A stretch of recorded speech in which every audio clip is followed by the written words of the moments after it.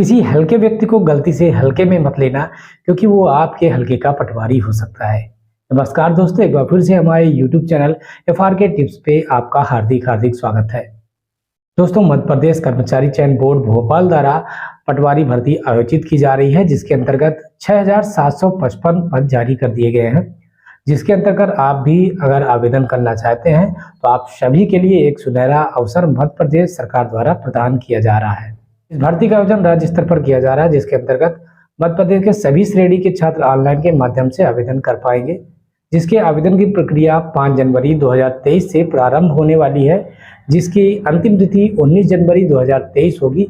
यानी कि आपको 15 दिन आवेदन के लिए मिलेंगे।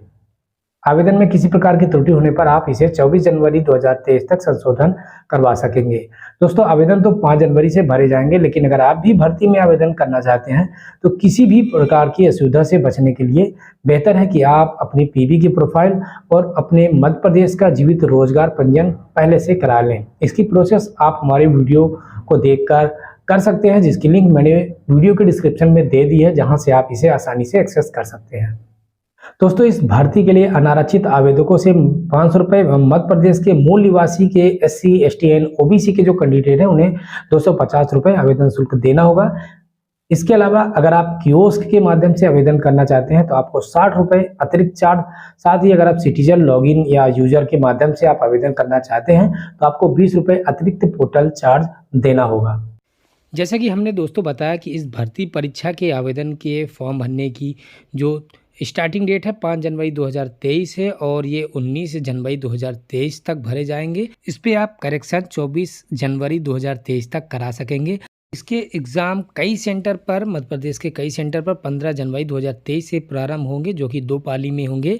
और इस एग्ज़ाम का जो एग्ज़ाम फीस है 500 रुपये अनरिजर्व कैंडिडेट के लिए होगा, और जो भी रिजर्व कैंडिडेट है MP के, तो उनको 250 रुपये इसमें पे करना होगा। अगर आप कियोस्क के माध्यम से अप्लाई कर रहे हैं तो आपको अतिरिक्त पोर्टल चार्ज 60 रुपये देना होगा, और अगर आप सिटीजन यूज़र के माध्यम से अप्लाई कर रहे हैं तो आपको इस पर अतिरिक्त शुल्क 20 रुपये पोर्टल शुल्क के रूप में देना होगा। जैसे कि हमने बताया कि एग्ज़ाम 2 शिफ्ट में 15 मार्च से स्टार्ट होंगे।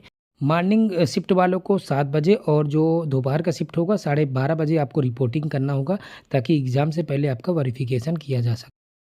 दोस्तों, इस भर्ती के साथ कई अन्य पद हैं जिसके लिए भी ये भर्ती आयोजित की जा रही है, जैसे कि सहायक जनसंपर्क अधिकारी, नगर निरीक्षक, सहायक राजस्व अधिकारी, सहायक अग्निशमन अधिकारी एवं उस तरह के समकक्ष पद इस पे आप अप्लाई कर सकते हैं, जिनकी योग्यता भी अलग अलग है। और साथ ही इसमें राजस्व विभाग की जो पटवारी के पद है, कार्यपालिक पद, उसके लिए भी इस पे आवेदन एक साथ लिए जाएंगे, और ये सभी पद तृतीय श्रेणी के कहलाए जाएंगे। इस एग्ज़ाम में क्वेश्चन पेपर की संख्या 1 होगी, जिसमें आपका क्वेश्चन पेपर 2 पार्ट में बटा होगा। 100 मार्क्स में आपको समान विज्ञान, समान हिंदी, समान अंग्रेजी, समान गणित होंगे, और अदर जो 100 मार्क्स हैं उस पे आपको समान ज्ञान एवं अभिरुचि, कंप्यूटर ज्ञान और सामान्य तार्किक योग्यता, समान प्रबंधन के क्वेश्चन आपसे पूछे जाएंगे। और इस पेपर में किसी भी प्रकार की निगेटिव यानी कि माइनस मार्किंग नहीं होगी।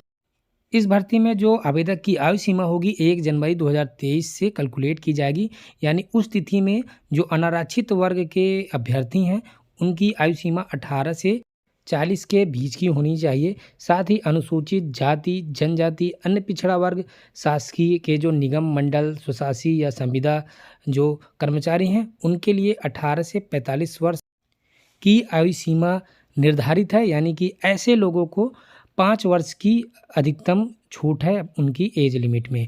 और जैसा कि हमने बताया कि इन सभी पदों के लिए मध्य प्रदेश राज्य के रोजगार कार्यालय में जीवित पंजीयन होना अनिवार्य है।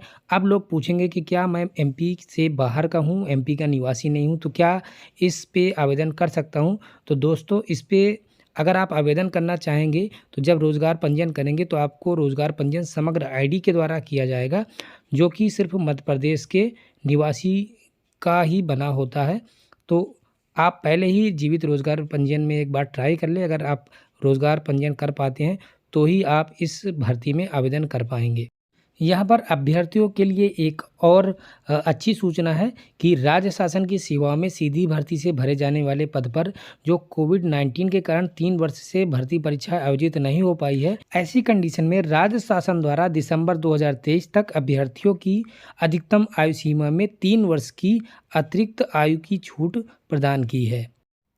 रिजर्वेशन की बात करें तो इस भर्ती में अनुसूचित जनजाति के अभ्यर्थियों को 20%, अनुसूचित जाति के अभ्यर्थियों को 16%, अन्य पिछड़ा वर्ग यानी ओबीसी के कैंडिडेट को 27% और ईडब्ल्यूएस यानी कि आर्थिक रूप से कमजोर वर्ग के अभ्यर्थियों को 10% का आरक्षण दिया जाएगा। वेतनमान की बात किया जाए तो अलग अलग पदों के लिए अलग अलग वेतनमान है। यहाँ पर पटवारी का वेतनमान है 5200 से 20,200 प्लस 2100 ग्रेड पे, यानी कि सैलरी जो होगी 25 से 30,000 के बीच में सैलरी होने वाली है। भर्ती के लिए एजुकेशनल क्वालिफिकेशन की बात किया जाए तो पटवारी के लिए कोई भी व्यक्ति जो भी मान्यता प्राप्त यूनिवर्सिटी से ग्रेजुएशन कंप्लीट किया है तो इस भर्ती के लिए आवेदन कर सकता है और किसी भी प्रकार की आपको कंप्यूटर डिप्लोमा या सर्टिफिकेट की ज़रूरत नहीं होगी। हालांकि पटवारी चयन परीक्षा में सीपीसीटी स्कोर कार्ड जो कि मध्य प्रदेश सरकार द्वारा आयोजित की जाती है, उसकी हिंदी टाइपिंग एवं कंप्यूटर दक्षता सहित आपको उत्तीर्ण होना अनिवार्य है, यानी कि ये सर्टिफिकेट आपको कंप्लीट करके देना होगा। लेकिन ऐसी कंडीशन में जैसे कि आपने इस परीक्षा को उत्तीर्ण नहीं किया तो आप इस भर्ती में सिलेक्ट होने के बाद पटवारी में जब आपकी नियुक्ति हो जाती है तो आप 3 वर्ष के अंदर आपको ये सीपीसीटी परीक्षा उत्तीर्ण करनी होगी, अन्यथा आपकी नियुक्ति निरस्त कर दी जाएगी। तो इसलिए अगर आपने सिर्फ ग्रेजुएशन किया है तो आप आसानी से इस पर आवेदन कर पाएंगे। जैसा कि काफ़ी अच्छा मौका है, काफ़ी सारे पद है इस पर 6,755 पदों के लिए पटवारी भर्ती आयोजित की जा रही है।